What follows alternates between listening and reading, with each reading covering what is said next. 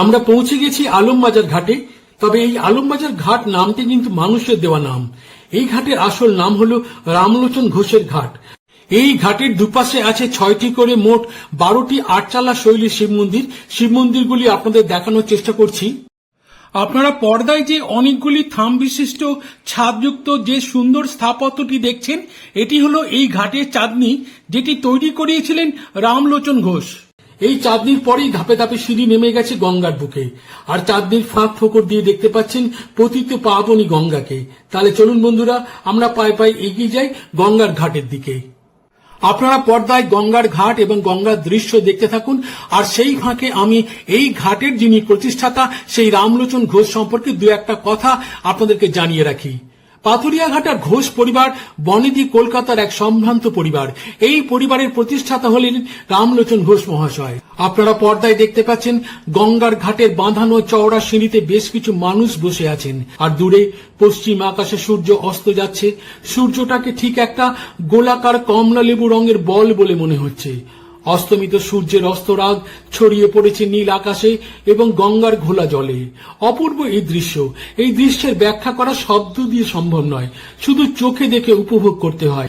দেখুন, বহুতল বাড়ির ছাদে মোবাইল টাওয়ারের মাথায় কমলা রঙের গোলাকার সূর্যকে।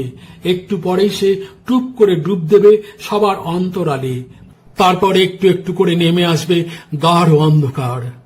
এই গঙ্গার ঘাটে দাঁড়িয়ে ডান দিকে তাকালে গঙ্গার উপর একটি সেতু চোখে পড়বে, যার নাম বিবেকানন্দ সেতু, যার আগের নাম ছিল বালি ব্রিজ। একেবারে শুরুতে যার নাম ছিল উইলিংটন ব্রিজ। এই ব্রিজটি চালু হয়েছিল 1932 সালে ডিসেম্বর মাসে। তবে কয়েক বছর আগে এই ব্রিজের ওপর থেকে যানবাহনের চাপ কমানোর জন্য আরেকটি প্যারালাল ব্রিজ তৈরি হয়েছে গঙ্গার উপর, যার নাম নিবেদিতা সেতু। এই দুটি সেতুই উত্তর 24 পরগনার দক্ষিণেশ্বরের সাথে হাওড়ার বালি অঞ্চলের যোগাযোগ রক্ষা করে চলেছে। ফিরে যাই এই ঘাটের প্রতিষ্ঠাতা রামলোচন ঘোষের কথায়। তিনি কলকাতায় এসেছিলেন 1750 সালে এবং মাত্র 17 বছর বয়সে ইস্ট ইন্ডিয়া কোম্পানির সেক্রেটারির অফিসে কাজে যোগ দিয়েছিলেন। ওয়ারেন হেস্টিংস কলকাতায় আসার পর রামলোচন ঘোষ তার বেনিয়ান পদে নিযুক্ত হয়েছিলেন। অবশ্য মানুষ তাকে হেস্টিংসের দেওয়ানও বলতো। তিনি ওয়ারেন হেস্টিংসের দ্বিতীয় পত্নী মেরিয়ানেরও দেওয়ান হয়েছিলেন। দেখুন কি সুন্দর স্থাপত্য শৈলীতে নির্মিত হয়েছিল এই ঘাটের চাঁদনিটি। অপূর্ব লাগছে দেখতে। চলুন ফিরে যাই আমরা রামলোচন ঘোষের কাহিনীতে। বালি, বেলুর ও ব্যারাকপুরে মেরিয়ানের যে কাঠের গুদাম ছিল, রামলোচন ঘোষ ছিলেন তার প্রধান কর্তা। তিনি ছিলেন ওয়ারেন হেস্টিংসের বাংলা ভাষার শিক্ষক। এমনকি ব্রিটিশ আমলের সুপ্রিম কোর্টে, যার অবস্থান ছিল সেই সময় কলকাতায়, সেই সুপ্রিম কোর্টে তিনি দোভাষীর কাজ করতেন। এই ঘাটের সিঁড়ির ধাপগুলো বেশ প্রশস্ত এবং পরিষ্কার পরিচ্ছন্ন হওয়ায় আশেপাশের মানুষজন বিকেলবেলা এই ঘাটে চলে আসেন এবং এখানে বসে খানিকটা সময় কাটিয়ে যান তার বন্ধু বান্ধব পরিচিতদের সঙ্গে গল্প করে, আড্ডা মেরে। আমরা ফিরে যাই রামলোচন ঘোষের কাহিনীতে। তিনি তার দাদা রামপ্রসাদ ঘোষের সাথে ব্যাংকিং ব্যবসাও শুরু করেছিলেন। এইভাবে তিনি প্রচুর অর্থ উপার্জন করেছিলেন এবং প্রচুর ভূ সম্পত্তির অধিকারীও হয়েছিলেন। তিনি অনেক দান ধ্যানও করেছিলেন। এই আলমবাজার ঘাট ও দ্বাদশ শিব মন্দির তারই কীর্তি। তিনি এই ঘাট ও দ্বাদশ শিব মন্দির নির্মাণ করেছিলেন 1734 শকাব্দে বা 1812 খ্রিস্টাব্দে। এই ঘাটের দুদিকে 6টি করে একই ভিতের উপর মোট 12টি শিব মন্দির রয়েছে। সবকটা মন্দিরই বাংলা মন্দির স্থাপত্য শৈলীর আটচালা শৈলীতে নির্মিত। আপনারা দেখছেন ডান দিকে শিব মন্দিরগুলি, যার সামনে রয়েছে অনেকটা খোলামেলা জায়গা এবং যেখানে কয়েকটি প্রাচীন গাছও রয়েছে। আর দূরে দেখতে পাচ্ছেন গঙ্গা। এই গঙ্গার ধারে এই 12টি শিব মন্দির অবস্থিত। প্রত্যেকটি শিব মন্দিরের গর্ভগৃহে রয়েছে একটি করে শিবলিঙ্গ, পর্যায়ক্রমে একটি কালো পাথরের শিবলিঙ্গ এবং একটি সাদা পাথরের শিবলিঙ্গ। প্রত্যেকটি শিবলিঙ্গেরও একটি করে নাম রয়েছে। আপনাদের প্রথম মন্দির, প্রথম শিবলিঙ্গের নামটি দেখানোর চেষ্টা করছি, ওম বিশ্বেশ্বরায় নমঃ। আপনারা দেখলেন সেই মন্দির এবং মন্দিরের শিবলিঙ্গের নামটি। এবার আপনাদের দ্বিতীয় মন্দির এবং দ্বিতীয় শিবলিঙ্গের নামটি দেখানোর চেষ্টা করছি। দেখুন এখানে লেখা রয়েছে ওম ত্রম্বকেশ্বরায় নমঃ। আপনারা দেখলেন দ্বিতীয় মন্দির আর দ্বিতীয় শিবলিঙ্গের নামটি। এবার আপনাদের তৃতীয় শিব মন্দির এবং তৃতীয় শিবলিঙ্গের নামটি দেখানোর চেষ্টা করছি। দেখুন লেখা রয়েছে ওম বৈদ্যনাথায় নমঃ। আপনারা দেখলেন তৃতীয় শিব মন্দিরটি এবং শিবলিঙ্গের নামটি। এবার চতুর্থ মন্দির এবং চতুর্থ শিবলিঙ্গের নামটি আপনাদের দেখানোর চেষ্টা করছি। দেখুন লেখা রয়েছে ওং নাগেশ্বরায় নমঃ। আপনারা দেখলেন শিবলিঙ্গের নামটি এবং মন্দিরটি। এবার আপনাদের পঞ্চম মন্দির এবং পঞ্চম শিবলিঙ্গের নামটি আপনাদের দেখানোর চেষ্টা করছি। দেখুন লেখা রয়েছে ওং রামেশ্বরায় নমঃ। দেখলেন সেই ফলকটি। এবার আপনাদের এদিককার শেষ মন্দিরটি অর্থাৎ ষষ্ঠ মন্দিরের ষষ্ঠ শিবলিঙ্গের নামটি আপনাদের দেখানোর চেষ্টা করছি। দেখুন লেখা রয়েছে ওং কৃষ্ণেশ্বরায় নমঃ। প্রথম পর্যায়ে আপনাদের ঘাটের ডান দিকে একই ভিতের উপর অবস্থিত 6টি শিব মন্দির ও শিবলিঙ্গের নাম লেখা ফলকগুলি দেখালাম। এবার চলুন আমরা যাব বাঁদিকের শিব মন্দিরগুলো দেখানোর জন্য। দেখুন কি সুন্দর স্থাপত্য শৈলীতে নির্মিত এই ঘাটের চাঁদনিটি। দেখুন চাঁদনিতে আলো জ্বলে গেছে, আর দূরে বাঁদিকের শিব মন্দিরগুলোতেও আলো জ্বলে গেছে। এই ঘাটের দুদিকে বেশ পুরনো উঁচু এবং বড় ঝাঁকড়া গাছ আছে। সেই গাছের ছবি আপনাদের আগেও দেখিয়েছি, এখনো দেখাচ্ছি সেরকম একটি ঝাঁকড়া গাছের ছবি। আপনারা দেখলেন সেই গাছের ছবি। এবার শিব মন্দিরগুলি আপনাদের দেখানোর চেষ্টা করছি। শিব মন্দিরের ভেতরে আলো জ্বালিয়ে দেওয়া হয়েছে এবং বেশ কিছু বাচ্চা বাচ্চা ছেলে মেয়ে মন্দিরের চাতালে ঘোরাফেরা করছে। প্রচুর মানুষ কিন্তু এখানে বসে আছেন মন্দিরের সামনে খোলামেলা জায়গায়। দূরে গঙ্গা দেখা যাচ্ছে, বালি ব্রিজ দেখা যাচ্ছে। এখানেও বেশ কিছু প্রাচীন গাছ রয়েছে, আপনাদের আগেই বলেছি সে কথা। আপনারা শিব মন্দিরগুলো দেখছেন পরপর রয়েছে একেবারে। আর এখানে একটি কালী মন্দির আছে, সেটি আপনাদের পরে দেখাবো। রামলোচন ঘোষের মৃত্যুর পর তার বিশাল সম্পত্তির উত্তরাধিকারী হন তার 3 পুত্র শিবনারায়ণ, দেবনারায়ণ এবং আনন্দ নারায়ণ। রামলোচন ঘোষের মধ্যম পুত্র দেবনারায়ণের সন্তান হলেন খেলাদ চন্দ্র ঘোষ।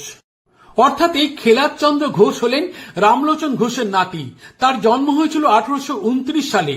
উত্তরাধিকার সূত্রে তিনি প্রচুর ধন সম্পত্তি পেয়েছিলেন। আবার তেমনি একজন সফল ব্যবসায়ী হিসেবেও তিনি জীবনে প্রচুর অর্থ উপার্জন করেছিলেন।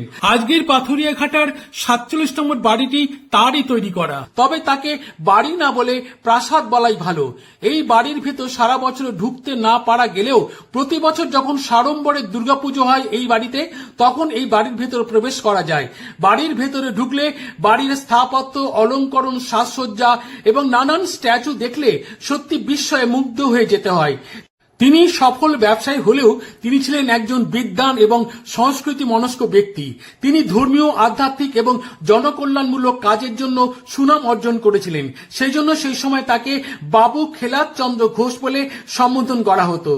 রামলোচন ঘোষের কাহিনী এবার এখানেই শেষ করব। তবে আপনারা শুনলেন যে রামলোচন ঘোষ এবং তার পরবর্তী প্রজন্মের কাহিনী। চলুন আমরা চলে যাই আজকের এই মন্দির প্রাঙ্গণে যে কালী মন্দির আছে সেই কালী মন্দিরে। যে মন্দিরের কথা আপনাদের আগেই জানিয়েছি। আপনারা দূরে দেখতে পাচ্ছেন লাল রঙের কালী মন্দিরের প্রবেশ পথ। আমরা ক্রমশই এগিয়ে যাচ্ছি কালী মন্দিরের দিকে। আমরা দেখব সেই কালী মন্দির এবং কালী মন্দিরের গর্ভগৃহে থাকা কালী মূর্তি এবং জানব এই মন্দিরের ইতিহাস। এই যে সেই কালী মন্দিরটি শ্রী শ্রী মঙ্গলময়ী দক্ষিণাকালী মায়ের মন্দির ও হনুমানজিউর মন্দির, রামলোচন ঘোষের ঘাট, কাঁঠালতলা, আলম বাজার। মন্দিরের প্রবেশপথের উপরে যে বোর্ডটি রয়েছে সেই বোর্ডটি আপনাদের আরো একবার দেখানোর চেষ্টা করছি।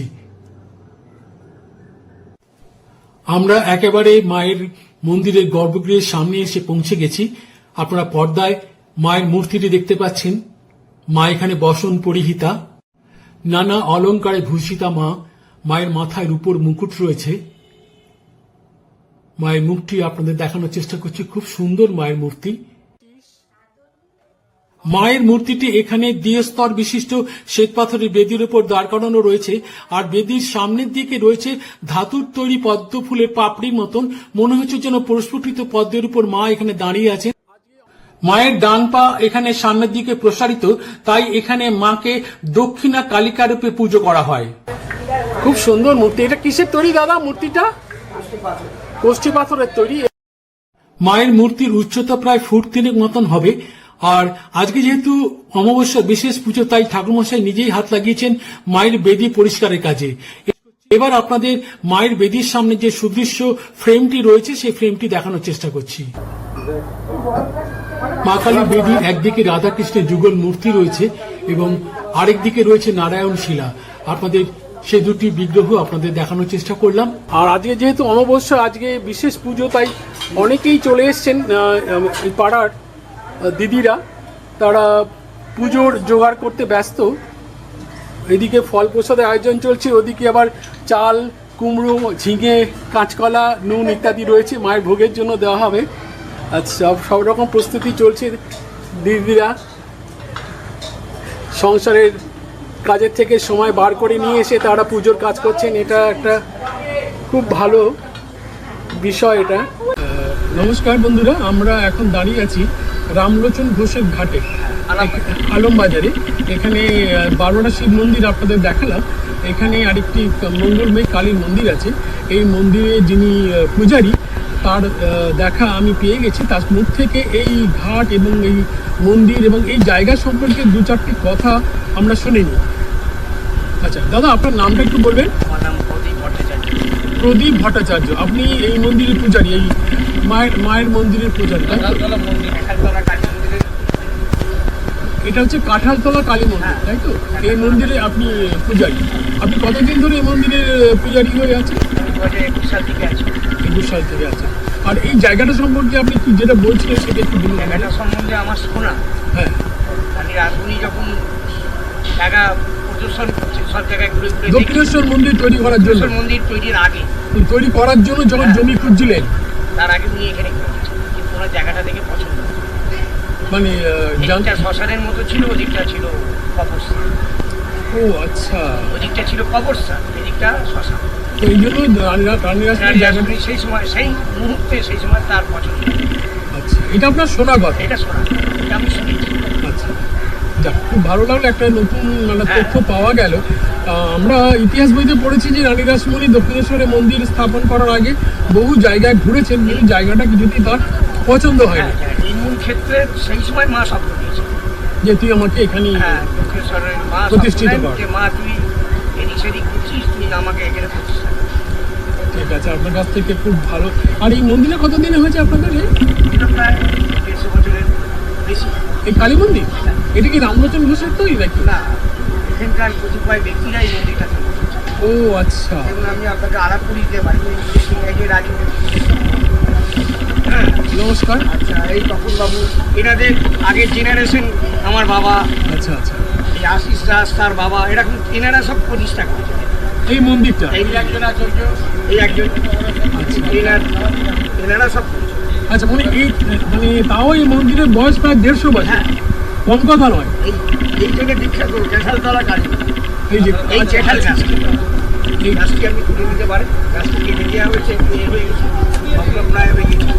এই জন্য এই জায়গাটাকে কাঁঠালতলা বলা হয়, যেটা এখানে একটা বড় কাঁঠাল গাছ আছে। এটা মনে হচ্ছে প্রায় 200-250 বছরের প্রাচীন। কারণ এই যে এই ডালটা যেটা কাটা হয়েছে, এই ডালটার যা বেড় দেখা যাচ্ছে, তাতে মনে হচ্ছে গাছের বয়স 200 থেকে 250 বছর মিনিমাম হবে।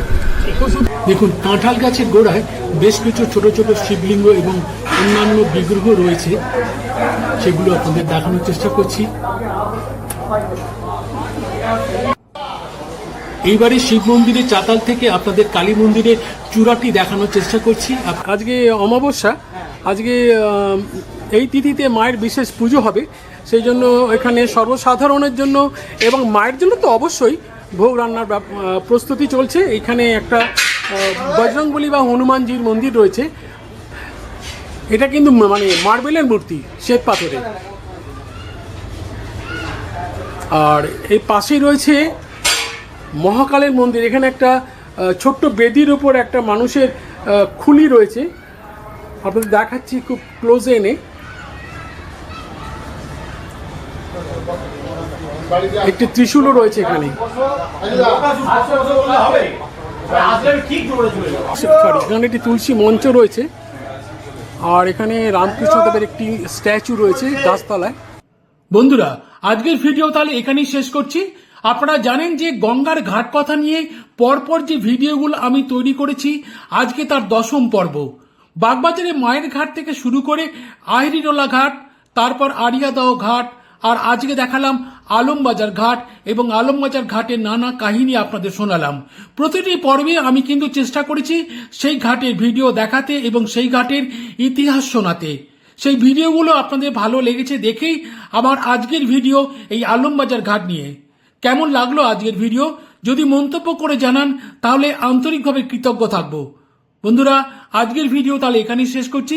সবাই খুব ভালো থাকবেন, সুস্থ থাকবেন এবং আনন্দ থাকবেন। নমস্কার।